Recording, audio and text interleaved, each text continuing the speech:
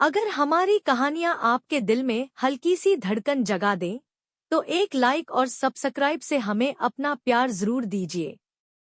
इन्हें शेयर करें ताकि ये मोहब्बत भरी कहानियाँ और भी दिलों तक पहुँच सकें। चलिए, अब बिना देर किए कहानी की ओर चलते हैं। उसके शरीर की एक एक हड्डी दर्द कर रही थी, जैसे किसी ने उसे तोड़कर दोबारा जोड़ा हो। नींद में ही बेचैनी के मारे सुहानी खन्ना ने अपनी भ्रिकुटी सिकोड़ ली। कार में जो आदमी अब तक अपनी फाइलों में डूबा था, उसने अपने बगल से मच्छर की भिनभिनाहट जैसी एक हल्की सी कराह सुनी। उसने अनजाने में अपनी तेवरियां चढ़ाई और मुड़कर देखा। वहां एक पीला, नाजुक सा चेहरा था, जिसकी पलकें ऐसी कांप रही थी मानो वो गहरी नींद में भी बेचैन हो। उस गोरे और खूबसूरत चेहरे को देखकर उसे न जाने क्यों जंगल के किसी नाजुक से हिरण के बच्चे की याद आ गई। उसे खुद औरतों के छूने से सख्त नफरत थी। उनके आसपास होने पर ही उसे घिन आने लगती थी।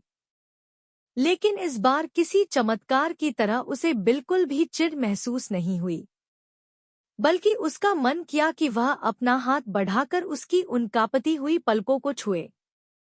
गौरव जिंदल को अचानक एहसास हुआ कि उसका हाथ हवा में ही रुक गया है। उसने झटके से अपना हाथ पीछे खींचा और वापस अपने काम पर ध्यान लगाने की कोशिश करने लगा। पानी, बहुत ही धीमे से, जैसे किसी बिल्ली के बच्चे की आवाज हो। उसने अपनी भ्रिकुटी सिकोड़ ली। पानी।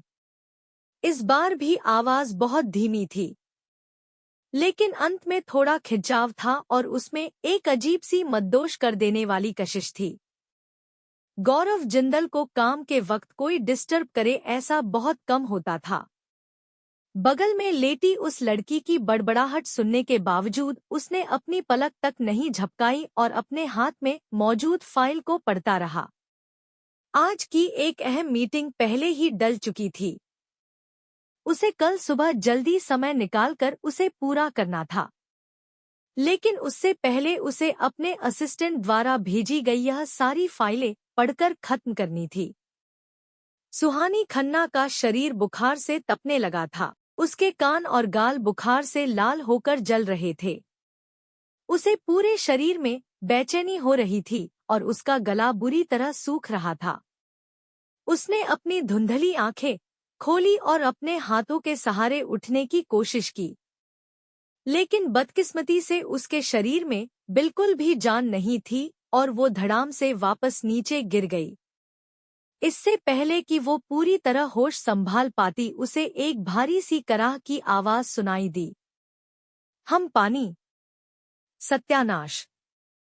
गौरव ने अपने हाथ की फाइल नीचे रखी और आखिरकार अपना सिर उठाया। उसकी गहरी नजरों ने पीछे की सीट पर पड़ी उस औरत को घूरा जिसे ना जाने क्यों वो अपने साथ लाने के लिए राजी हो गया था। बहुत बेचैनी हो गई है। सुहानी खन्ना ने उठने के लिए फिर से हाथ पैर मारे।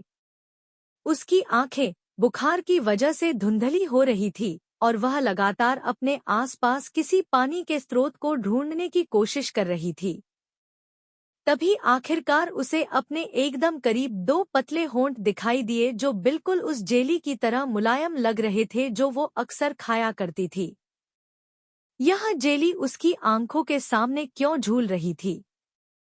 उसका सच में इसे खाने का मन कर रहा था।